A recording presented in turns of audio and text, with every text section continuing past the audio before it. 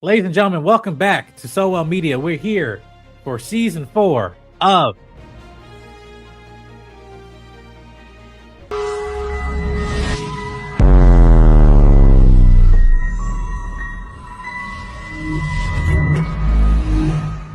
Yes, we're back in full Invincible glory. Season 1 came out with 2021. Here we are now, 2026. Can you believe it? Long time has changed. Animation gotten somewhat better. I guess the window time has gotten shorter, and everything. And these characters now are maturing and going through a lot of things. But yeah, we're gonna be going over our non-spoiler review of season 4 of Invincible. And again, it's our non-spoiler. Well, we saw most of the season. Again, we got episode 1 through 3 will be premiering on time of this release, will be that Thursday, and we'll give you our full spoiler review of episode 1 through 3. I'm here with some special guests here. I'm here with Jay King. Jay King, how you doing? I'm doing good. I am feeling very, very much invincible right now. But yeah, I am excited because this is a big one. Like y'all thought last season was crazy, and yes, it was crazy. But y'all ain't prepared for where this season goes. You're really not, and I'm excited to talk about it when we get to spoilers. But non-spoiler wise, I won't say anything. Yep, and we got here first time, So Well Media first. We're here with Lance. How you doing? I'm good. I am good. I'm very excited. First time getting to see, this show, a little bit early and straight fire. Straight fire. Nobody's ready. Yes. Ready. Yeah, I will say this again, a non-spoiler review.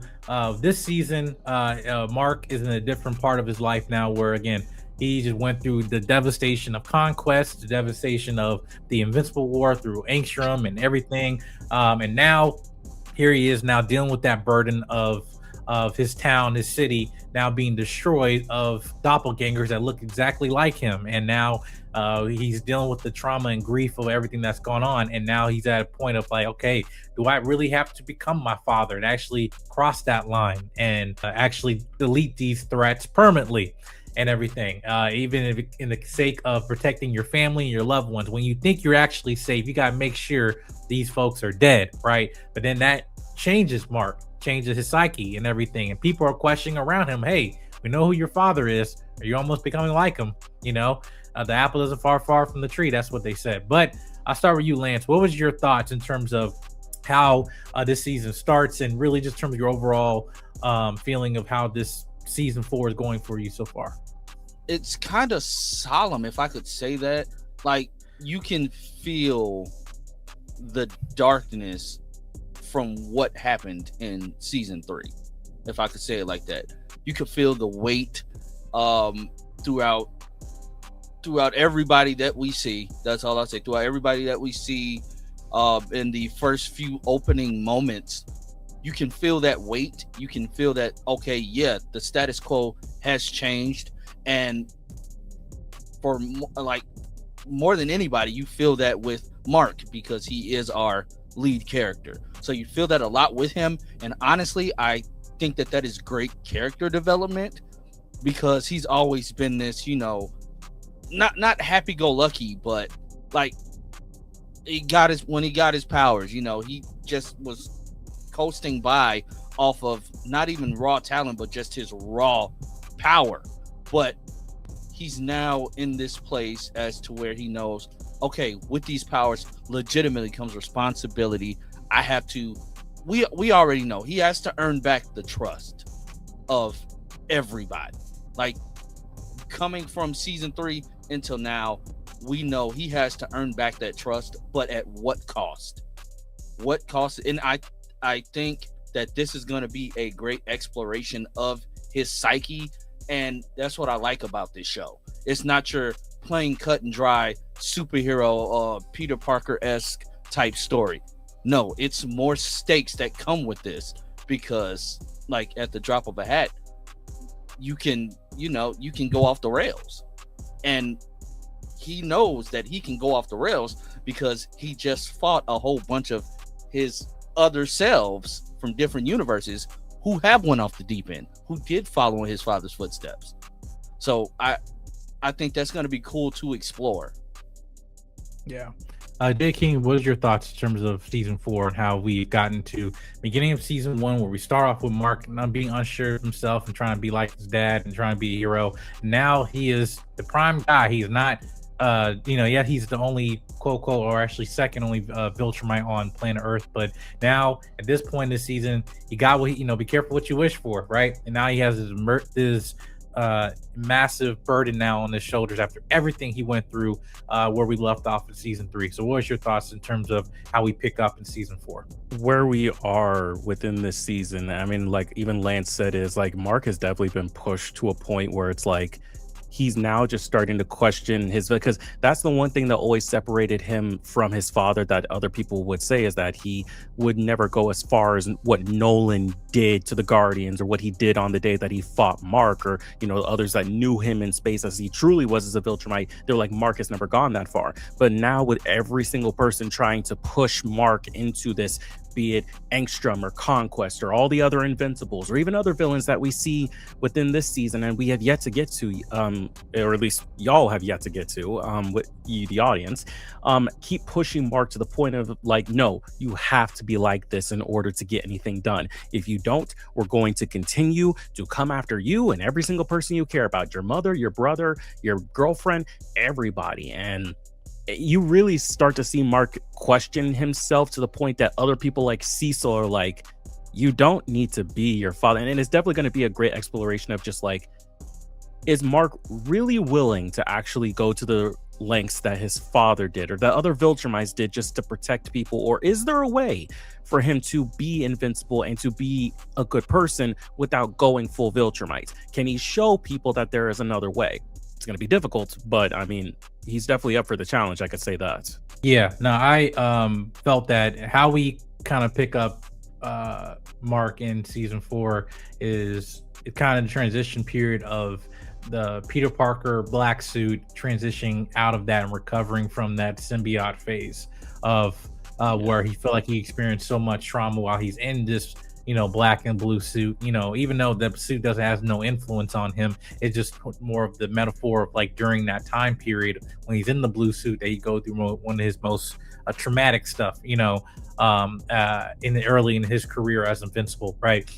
And as we kind of see now is that this not only affecting his dynamic in his relationship with Eve, but also with his brother. We see that his brother is now older, maturing, and now is in his adolescent phase. But again, he's also questioning himself of terms about like, hey, listen, like he always wanted to jump in and help, and then now he feel like now this is a rift between his relationship with his own brother. Now you also have Debbie. She's trying to move on in a healthy way and a very healthy, positive relationship now. But again, in this show, nothing lasts forever, right? But also the state of the world of this Guardians of the Globe, breaking up, now joining back together again. But then also now it's a new circumstance now because of what just happened. And now everyone is viewing like, listen, you can't have the Guardians of the Globe without Invincible. But in the same time, Cecil's put in this position of like, okay, well, how the image of now we had like 50 something marks just now over a couple months ago, and how we're still trying to recover with this one, right? And we, this one's still a hero, but how long will he remain a hero? Those things are questioning about it, right? But I think with that was different from season 3, where he full on did not trust Mark, and just had contingency plans and stuff. Even though he's still holding and containing his own secrets, you still see him level have trust. Like, listen, it's like I want to trust you, Mark, but at the same time, I still got a job to do, right? But I will say overall with this entire season, this season also just looking ahead of further episodes is the most galactic season that we've experienced so far. So like again, there's things that are beyond planet Earth that we're dealing with, because again, we are heading out of the Invincible War and we're heading directly to the Viltrumite War, and we have the bigger conflict going on with the coalition of planets and also the Viltrumites, or the remaining Viltrumites, right? And with that, we have our new season foe coming into the Miss Thrag, or its name is Grand Regent Thrag, I believe, right? Yeah. Voiced by Lee Pace, I believe. That's the same actor that played Ronan the Accuser. Yeah. Thrag is the main threat, but also if you know Invincible comics, he's literally the Thanos of the whole thing. He's Endgame. Yeah, but what is your thoughts, Lance, just in terms of the conflicts and the greater scopes of this season takes us that we really haven't experienced before in previous seasons? Dude, I can't put it into words how glued to my computer screen that me and my wife were yesterday. When I say that we were locked in, we were locked in. And mind you, this is after having done several services playing all day. I was tired, but I refused to go to sleep until I finished what I had. The grand scale of things, we're on a whole nother level. It's a whole nother level. And this is coming from me having briefly skimmed what happens in these stories in the comics, because I didn't want to spoil myself. It's crazy. That's all I can say without saying too much. It's crazy. And it's just like, you know how these shows do when they, each episode comes and goes, they jump around, but everything comes back together. Everything comes back together. It's wow. That's all I got. It's crazy. Like, y'all in for a treat. J King, in terms of the threats of now, we've had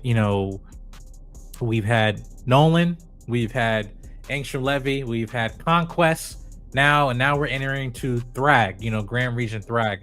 But also some of these characters are, we thought were dead, or actually are coming back and still a thorn to need to deal with. And so yeah, and again, they're coming back for a second piece. But yeah, what's your thoughts in terms of just the overall increasing threats of season 4? He said, as Lance said, the threats have risen. And I think especially compared to the previous seasons, where it's we would look to see what's going on in space and the coalition of planets and Alan and Nolan and everything. It now feels like all those things that we were seed planting in the previous 2 seasons, and what we see in this season so far, definitely, because again, the big thing is the Viltrumite War. The big thing is fighting against Thrag, amongst many others. Again, we're tiptoeing right here, but amongst many others that we'll have to face. So it really does have this sense of a unifying story. Sure, you can have your small little stories. It does happen this season, but in terms of everything having a purpose, it definitely feels like it has a purpose. And the threats grow to a stage where you're just how on earth could it even go past this? And I'm pretty sure some people thought that with the Invincible War and with Mark fighting against Conquest last season.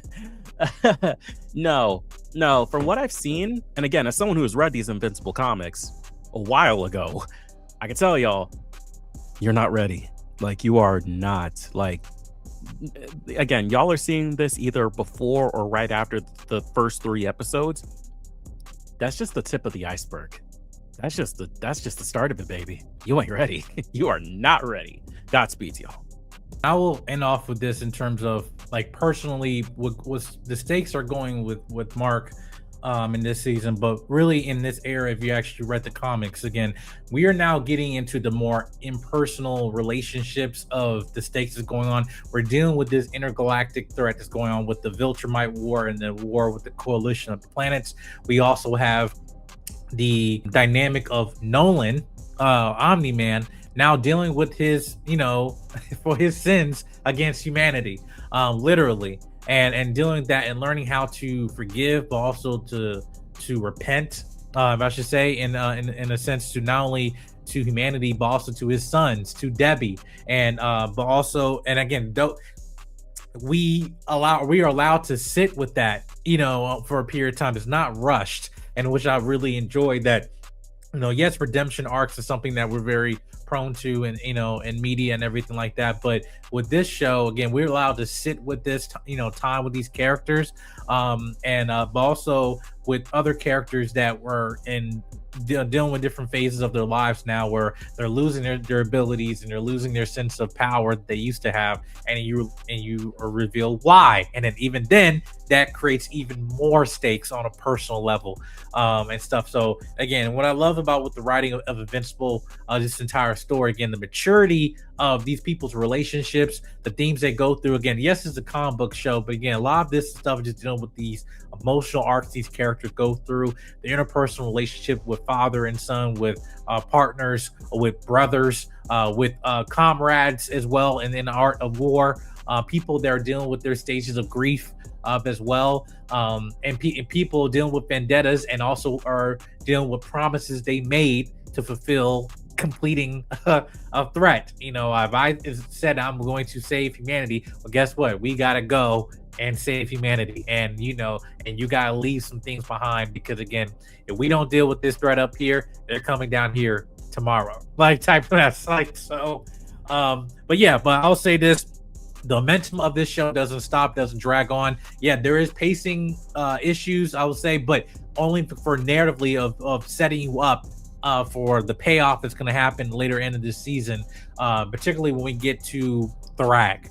Again, we have to deal with the history of Viltrum. We think we know the history of Viltrum, but we actually need to know again what the context of why they're so devoted of actually, you know, trying to spread and colonize the universe and everything, because they are in an endangered species. And what does that do to you in terms of your morals and what you compromise, right? So yeah, very interesting, very interesting. But make sure you subscribe button, comment, like, and share. Let us know your thoughts once you see episode 1 through 3 of Invincible. And again, we'll give our spoiler review once the episodes drop. Time of this recording on Thursday. All right, guys, we see you guys in the next video. Peace.